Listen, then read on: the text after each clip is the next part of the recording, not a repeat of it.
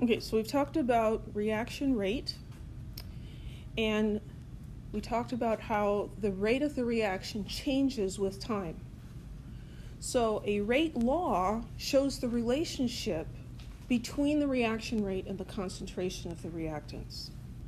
So if we look at a very simple reaction, say a decomposition, where I have one reactant A and it's decomposing to make some products, we can say that the rate of the reaction is equal to K times the concentration of A to the n power. So K here is the rate constant. A in brackets here is the concentration of A in moles per liter. Molarity per second, or moles per liter per second. And N is called the order of the reaction. Now, that's typically a whole number, but it can be a fraction.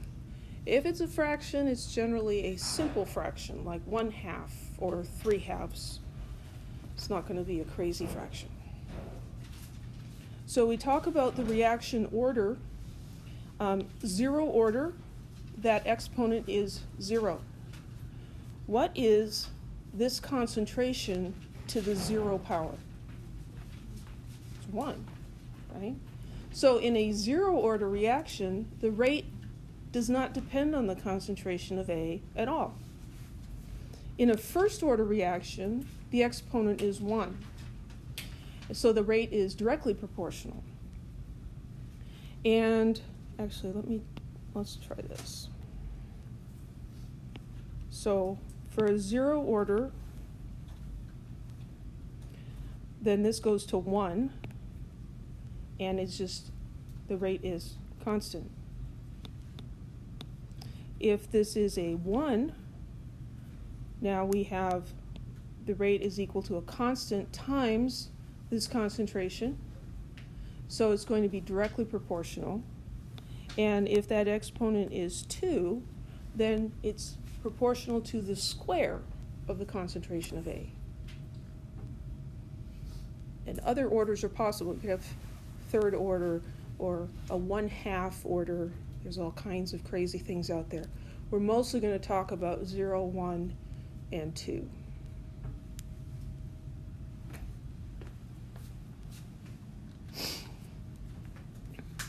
So here we have two graphs, and we've got data for 3 different reactions. We've got 0, first, and second order. So if we look at the concentration of our reactant as a function of time, for a zero order reaction, the concentration changes with time in a straight line. It's directly proportional. For a first order reaction, because the slope of this line is the rate. Come on, computer.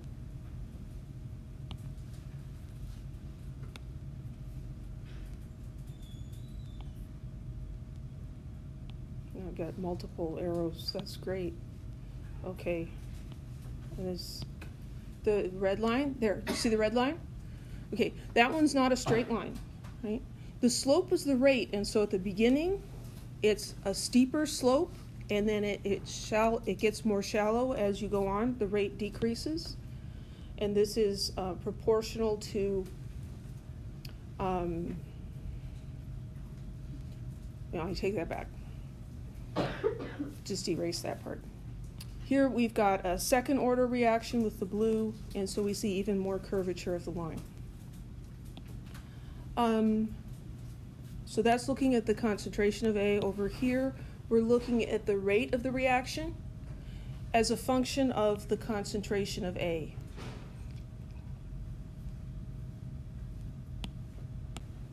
Here we've got the rate of the reaction as a function of the concentration of A. Well, I thought it was back. There it is. So for zero order, the rate of the reaction is the same regardless of what the concentration of A is. So if you have high concentration of A, low concentration of A, the rate is the same. That's a zero order. For first order, the rate increases proportionally to the concentration of A. Higher concentration of reactant, higher rate. It's linear. And for the second order, we get this exponential behavior here where the rate increases with the square of A. Any questions? We're going to be looking at a lot of graphs like this.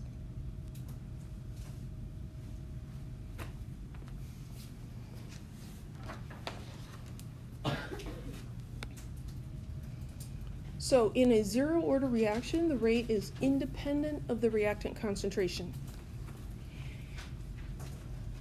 An example of this is sublimation. So in sublimation, we have a solid that's going directly into the gas state. So here it's going into the gas state, and then we've got some ice in a tube here. The tube is cold, and so it condenses back. The rate of sublimation here doesn't depend on the concentration of the solid, right? Because the amount of reactant that's available for reaction is not affected by the concentration. It's a solid. How do you measure the concentration of a pure substance?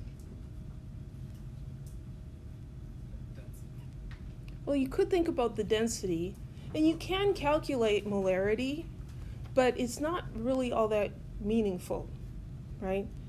And if you have a little bit of this or a lot of this, its concentration would be the same, wouldn't it?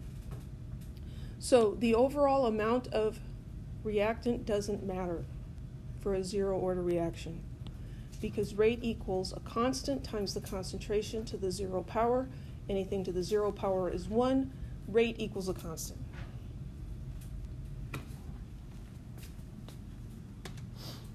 In a first-order reaction, the rate's directly proportional.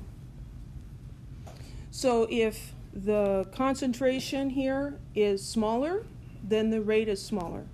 If the concentration is higher, the rate is higher. As the reaction goes on, what happens to the concentration of the reactant? It goes down, it decreases, right? And so the rate of the reaction decreases as well. As it goes on, it gets slower and slower and slower. For a second order, the rate is proportional to the square. So now the rate is going to be even more sensitive to the concentration. If I cut this in half, the rate is going to be cut by a quarter, so it's going to be 1/4. If I double this, I quadruple the rate because it's related to the square.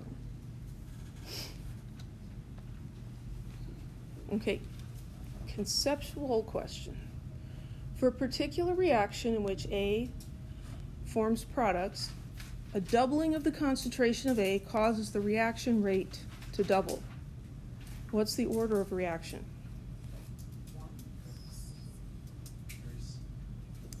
First. So if we look at those 3 rate laws,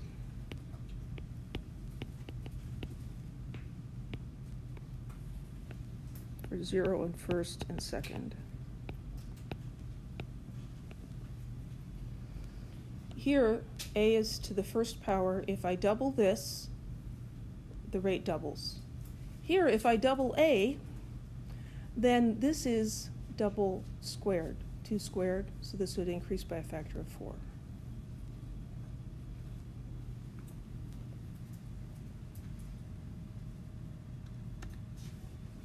Any questions? We talk about the concentration doubling and the rate doubling, and we got the double thing, and then we sometimes think second order. But the thing is that they're both changing by the same amount.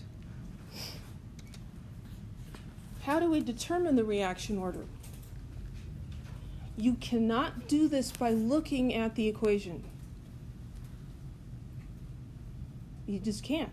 The only way you can do it is with an experiment. You actually have to monitor the reaction and find out by experiment. So one method is called the method of initial rates. And so here what you do is you start the reaction with particular concentrations and you monitor the initial rate, the rate at the very beginning. Because as the reaction goes on, it's probably going to get slower and slower and slower. And so we just want to look at the beginning. So here's some data. We're starting off with a 0.1 molar A, and this was the rate, 0.015. And then we'll do the reaction again, and we'll use a higher concentration, 0.2. And then the rate is 0.03. And we could use 0.4 molar as the initial concentration, and then we find that the rate is 0.06. So what we're doing here is we're going to look at, well, by what factor do we change the concentration, and by what factor is the rate changing? So if I go from 0.1 to 0.2, I've multiplied by what? 2. So I doubled the concentration. Going from 0.015 to 0.03, that's also times 2, right? This one's got nice numbers, so we can kind of see it without getting out our calculators. And then from 0.2 to 0.4, that's also doubling the concentration. And when I double the concentration, what happens to the rate? It doubles again. So when I change the concentration by a factor of 2, the rate changes by a factor of 2. What order is that reaction? First order. So this is a first order reaction.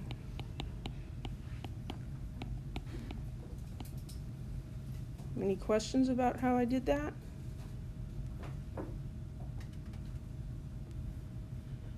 Now it's saying determine the rate constant. Well, we know that it's a first order reaction, so we can write a rate law for that. The rate is equal to the rate constant times the concentration of A to the 1 power. We're trying to find what K is. What we need is a rate for a given concentration. Well, we've got 3 sets of those over here. You could do it with all 3 and you're going to come up with the same answer.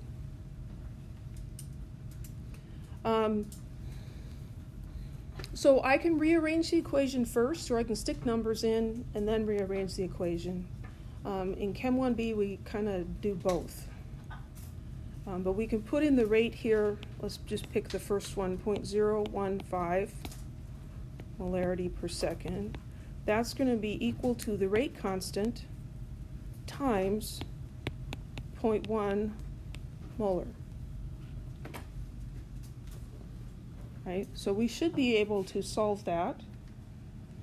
Chem 1B has a lot more algebra in it than Chem 1A did. So if you're algebra challenged, it doesn't mean you can't be successful, but you might need some help, and get it right away. So what's K? Anybody have a calculator?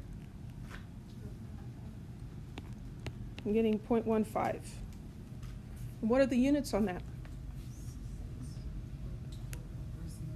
Per second. The rate constant is a constant, yes. It does have units. Mm-hmm. So what we did here, where should I'll write this up here, is I took 0.15 molarity per second and I divided by 0.1 molar. And so the molarities canceled out, and what I'm left with is 1/2. So we could write that as per second. We could say 0.15 second to the minus 1. We can say 0.15 1/2, all meaning the same thing.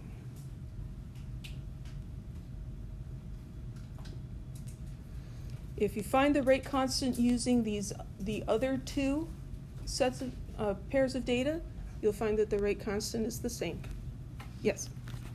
Did you write 0.15 or 0.015? I meant to write 0.015, thank you. I think I was, so immersed in the answer down there, so we'll fix that. Don't feel bad about telling me I did something wrong, because you're actually doing me a big favor. I do stuff wrong all the time. Not all the time, just several times a day. Any other questions?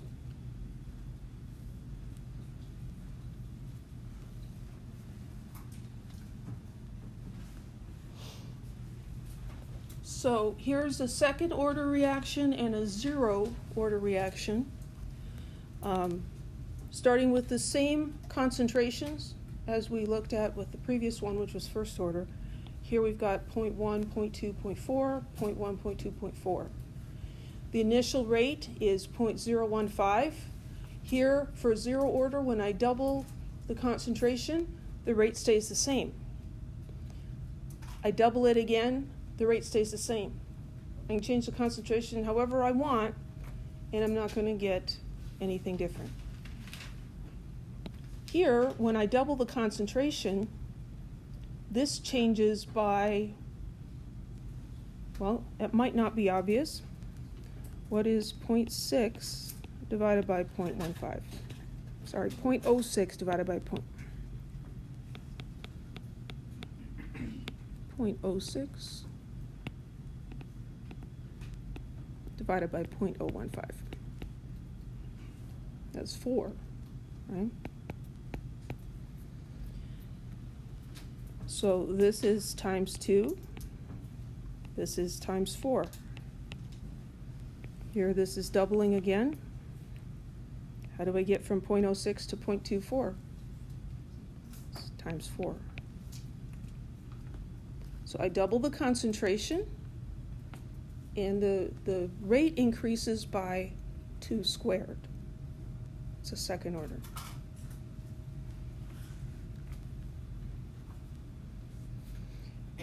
So many times we can figure out the reaction order this way, just looking at initial rates with different concentrations. Sometimes it doesn't end up being that simple. And so if that's not working out, we can use this equation. So you take the second rate and divide it by the first rate. So let's just look at how that would come out for the second order, because the zero order one is no fun at all. So the second one was 0.060, and the first one was 0.015. So I'm calling this is 1 and this is 2. So I'm taking the second rate dividing by the first rate. And that is going to be equal to the rate constant times the concentration of A, the second A, 0.2, to the n, divided by the rate constant times the concentration in the first point to the n. So we don't know what the rate constant is, but that's okay because the rate constant cancels out. And so we've got 0.06 divided by 0.015, that's 4, and that equals 0.20 divided by 0.1 to the n power, which is 2 to the n. And so we can figure out that n is 2. Any questions?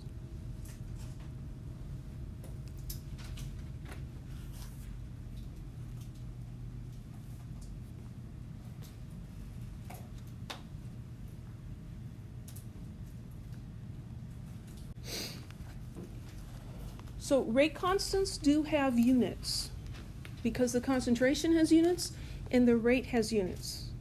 The units for the rate constant are going to depend on what the rate reaction order is. So for a zero order reaction, we can figure out what the unit of the rate constant is. And what we can do is just leave numbers out, and we'll just put in some units. So what are the units for the rate? Molarity per second, right? Oops. So we've got molarity per second for the rate, and that equals the rate constant times, what's the unit for concentration? Molarity, but here it's raised to the 0 power. So that is just 1. So K must have units of molarity per second for a zero order reaction. For first order, the rate is still molarity per second. And then we have our rate constant, and it's multiplied by molarity, and that's raised to the first power. Now if I simplify my units, I could divide both sides by capital M, the molarity, and I end up with K has units of per second.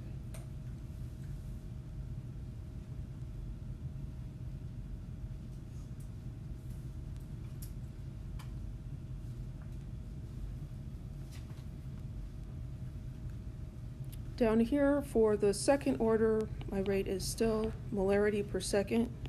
That's equal to my constant times A squared, molarity squared.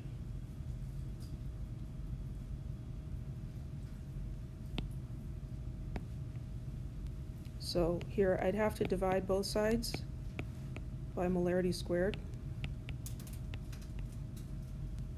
So these cancel out. And I've got M divided by M squared times S. This M cancels one of those. And I end up with the rate constant has units of 1 over molarity times second.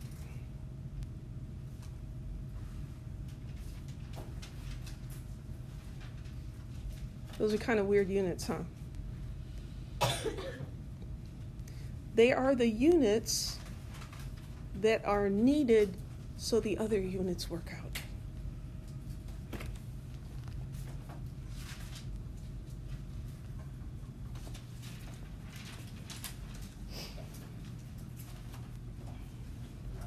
Okay, so reaction, we have A turning into B, experimentally determined to be second order. The initial rate is 0.01 molarity per second at an initial concentration of 0.1 molar. What's the initial rate when the concentration is 0.5 molar? So conceptual connection, we shouldn't have to get out the calculator. So what we're going to do is we're going to think about, well, how is this concentration changing? From 0.1 to 0.5, I'm multiplying by what? By 5, right? So the concentration change increases by 5, times 5. If it's second order, then the rate increases by 5 squared, right? Or 25. So which one of these looks like 0.01 times 25?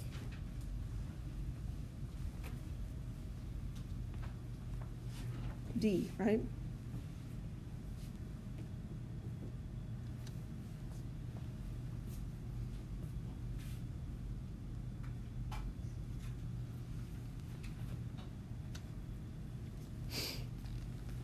What if you have more than one reactant?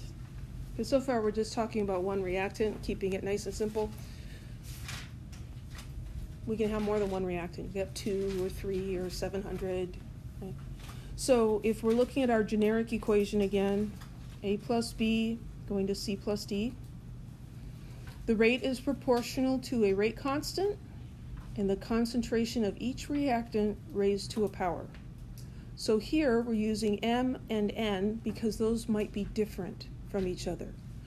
We could have zero order in A and second order in B. or first order in both, or second order in both, any possible combination. So the overall order is the sum of the exponents. So let's just say the rate is equal to k times a times b squared. Well, I didn't write anything for this exponent, but what do I understand that it is? It's a 1, right? So this is a 1. Then the order of this reaction is 1 plus 2. It's the third order reaction. You just add the exponents.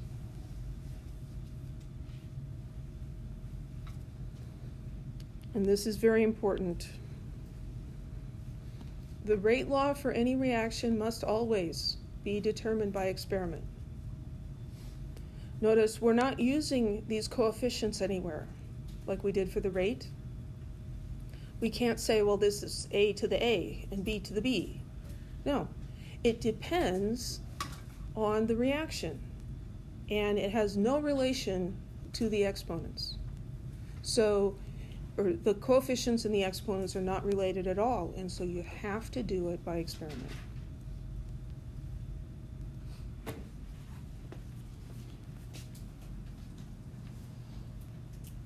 Okay, so let's look at these, and it's saying give the overall order and the order with respect to each reactant. So here's our reaction, and here's the rate law. What's the overall order? It's 2. What's the order with respect to, let's see, our WRT with respect to, I don't know, H2? 1, first order. And how about for I2? It's also first order. Looking at this reaction down here, we are told that the rate law is this. Had to be determined experimentally. What's the overall order? It's 3, right? And what's the order with respect to H2?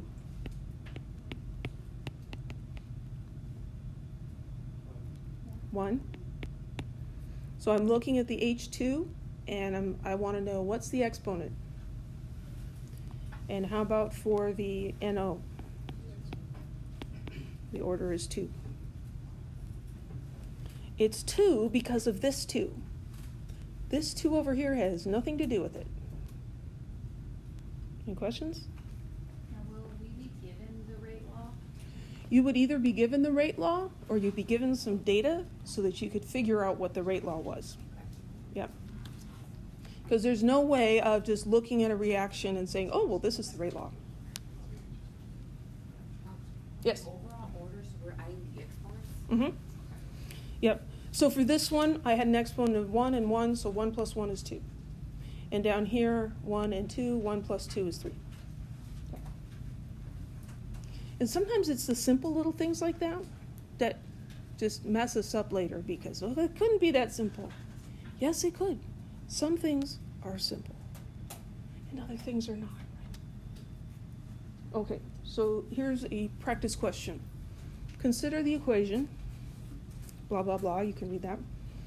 The initial rate of reaction is measured at several different concentrations of the reactants with the following results. So here we've got the concentration of the CHCl3 and the concentration of the Cl2 and the initial rate. So this first line, we had 0.01 molar of both reactants, and this was the rate. And so it says, from the data, determine the rate law and the rate constant.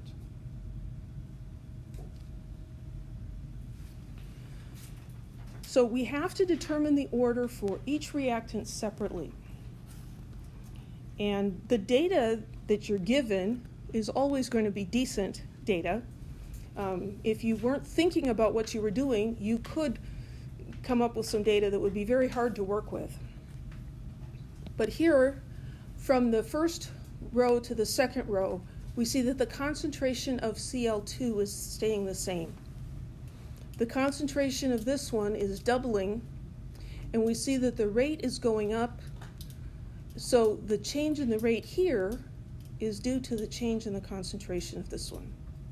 We just need to know, what is it?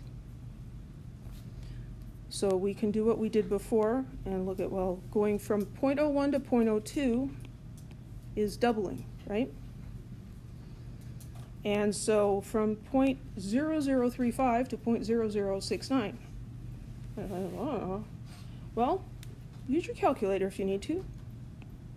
0.0069 divided by 0.0035 is really close to 2.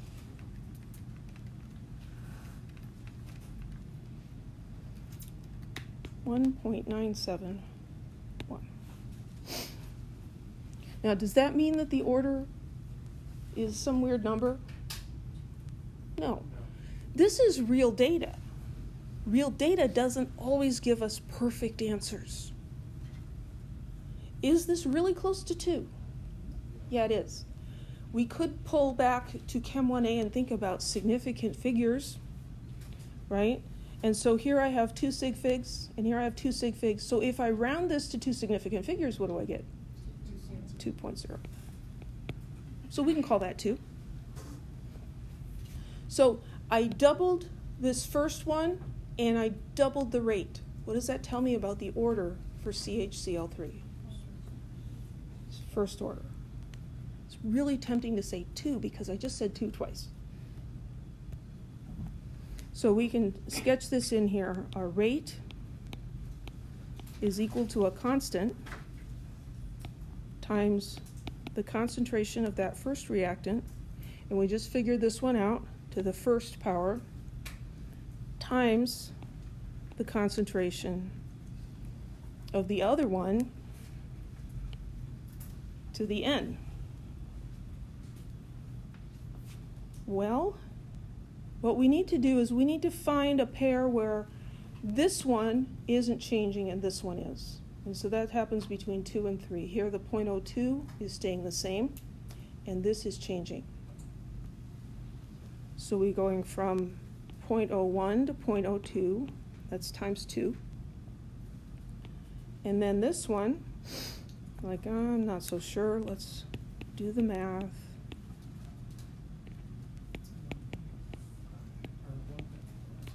Yeah, it's just not a very nice number.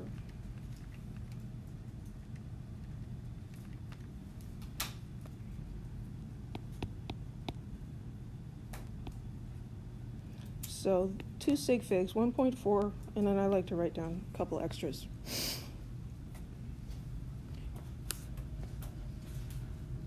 I'm not going to hammer you with sig fig rules in Chem 1B, but we have to understand sig fig rules so that we can use a reasonable number of significant figures. We don't want to keep all the digits, but we also don't want to round this off to 1. So I doubled the concentration and the rate increased by a factor of 1.4. What's the exponent?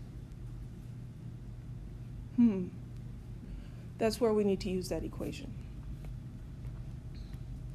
And all that equation is taking one rate law and dividing by the other rate law. So, it's taking the rate law at one set of conditions and dividing by the rate law at the other set of conditions. So rate 1 is equal to the rate constant times this concentration times the Cl2 concentration to that unknown power. And so if I divide by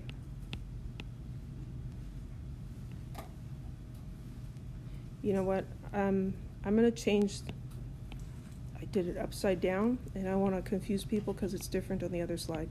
Let's do 2 on top of 1 like we did before. Rate 1, and down here, K, CH, Cl3, Cl2 to the N, first set of conditions.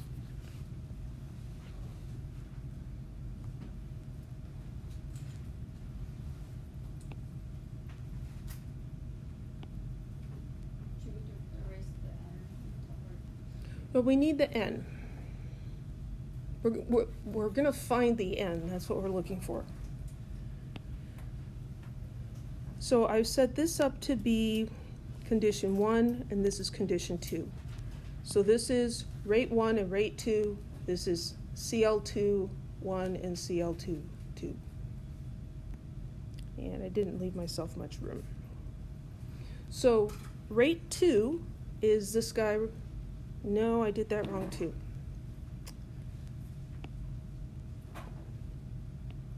It's this way. We're keeping these the same. So what happens to the concentration of CH-Cl3? It's 0.02 and 0.02. It doesn't change, so it cancels out. Does the rate constant change? It's a rate constant. No, it didn't change. So the rate constant cancels out. So now this doesn't look quite as bad.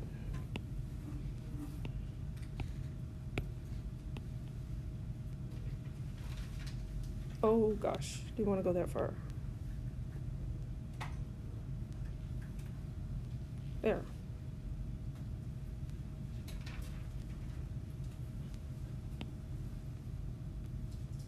So this is rate 2,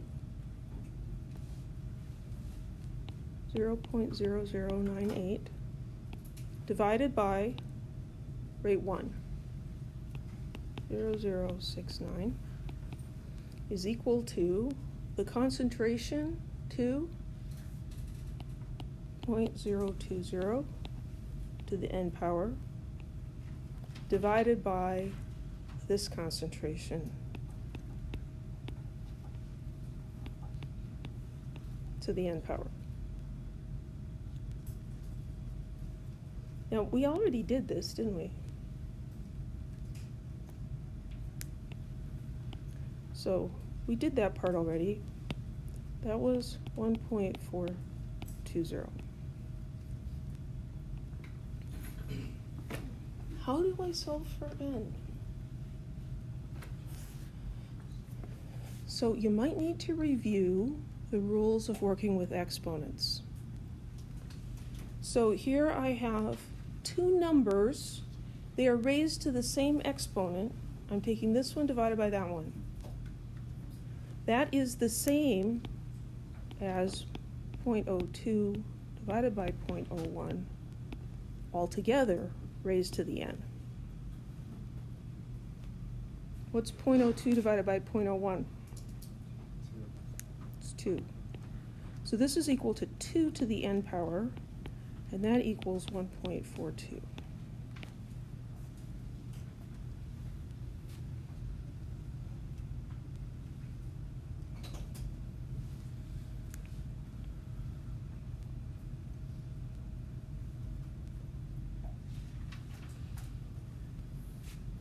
So we could guess, but that's going to be tedious. What I want to do is I want to take the logarithm of both sides, because when I take the log, I can bring that exponent down. So the log of 1.420 is equal to n times the log of 2. And that's math. I'm not going to try to explain it during lecture, but I'll be happy to talk to you about it after class. So then we can divide both sides by the log of 2.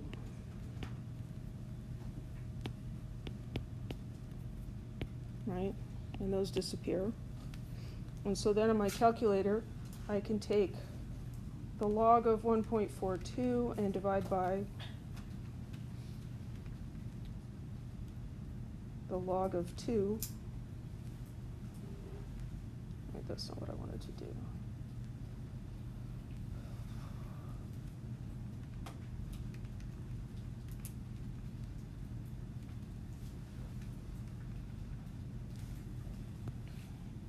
And I find that n is equal to 0.5. Technically 0.505. And those reaction orders, mostly we'll see whole numbers, but sometimes we'll see fractions. When we see fractions, they will be simple fractions, easy fractions. So 0.505, that is close enough to 1/2. So n is 1/2, or 0.5.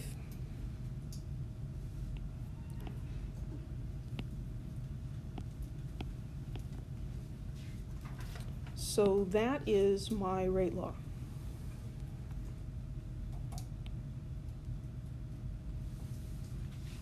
There's the rate law. Any questions?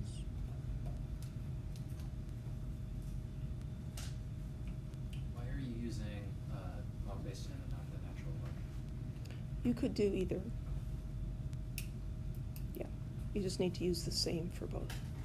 Well, the only reason that we went around to do all this is because we weren't sure what to do with the 1.4. Yeah, we saw that when we doubled the concentration, the rate increased by a factor of 1.42, which happens to be 2 to the 1/2 power, but nobody recognizes that, right? Right. Yeah. So if we get like, but if we do get like two numbers, like say we got like 1.9 and like 1.01, we don't have to go around and do that whole thing. We can Right. just take that. If it's a number that we're not sure about. Yeah, this 1.4, we can't round that to a whole number. That's like smack in the middle. Right. And so then we're like, I don't, we're just not that familiar with exponents. If we doubled this and this increased by a factor of 4, we say, oh, this increased by 2, this increased by 2 squared, that's a second order reaction. But sometimes they're weird, and this one was weird. Okay. Any other questions? What order reaction would this be for 1.4? So the order, it would be first order for this and half order for this. And so the overall order would be 1.5. Just the exponents added. Yeah. We still have to find the rate constant. Okay, so I'm going to make some room here.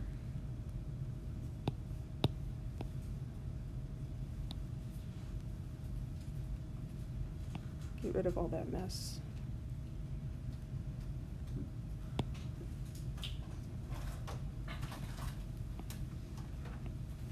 Okay, so the rate constant. Now that we have the rate law, we just pick one set of data, plug the numbers in, and solve for k. So since we didn't use this one at all, I'm going to use the last one so it doesn't feel left out. So I'm going to use this set. So the rate is given here, 0.027. 0.027. And just for fun, let's put the units in there. Molarity per second is equal to the rate constant, that's what we're trying to find, times the concentration of CHCl3 raised to the first power, times the concentration of Cl2, 0.040 to the 1/2 power.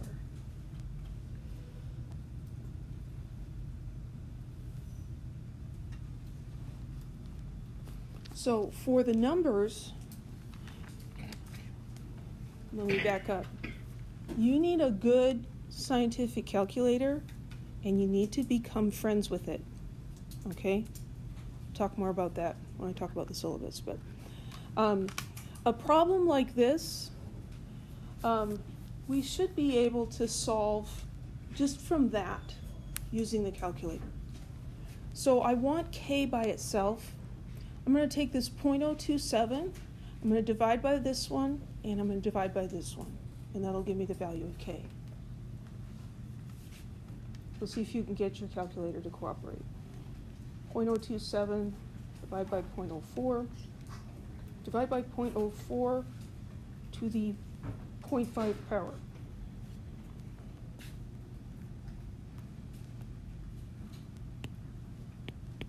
I'm getting K is equal to 3.375.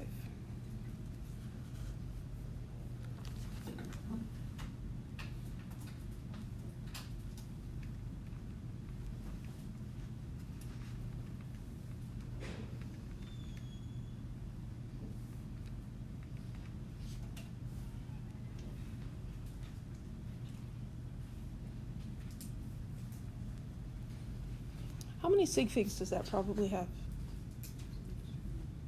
2? So we're going to call this 3.4. If you do that for each of these 4 trials, you'll see that the number's a little bit different each time. This one I got 3.375, and I just ran number 3, and it was 3.46. It's close. And what are the units there? I guess kind of ugly, huh? I've got molarity per second, and then I've also got molarity and molarity to the half power. So these cancel out. That's a big mess. I could write this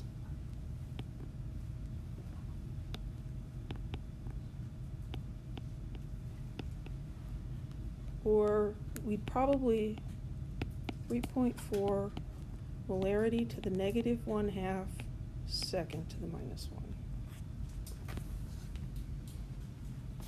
Weird units.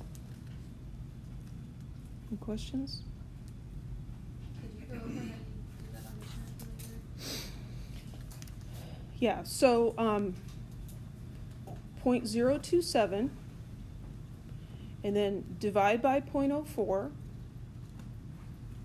divide by 0.04, and then I used the X to the box button. That's what mine looks like. So I punched that, and then I put in 0.5. So that last one is 0.04, X to the box, 0.5.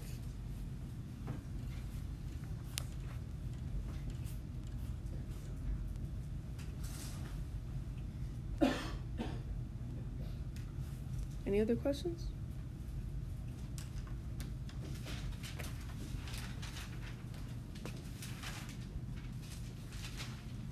So the answer in the back of the book was 3.5.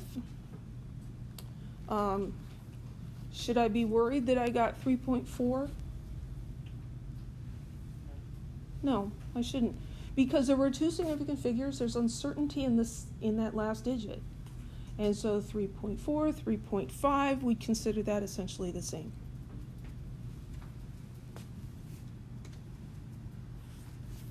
Conceptual problem here. This reaction was experimentally determined to be first order with respect to oxygen and second order with respect to no. It's my favorite molecule, besides caffeine. The diagrams shown here represent reaction mixtures in which the number of each type of molecule represents its relative initial concentration. Which mixture has the fastest initial rate? Okay, lots of words, and then there's lots of dots, right? So what are we even looking at here? So in panel A, I've got 2 oxygens, I'm sorry, 3. I can't even count. It's getting late. 1, 2, 3, and 1, 2, 3. In panel B, I've got 4 oxygens and 2 no's. And here I've got 2 oxygen and 4 no's. So it's first order for the oxygen, second order for the NO. Which one is more important in determining the rate?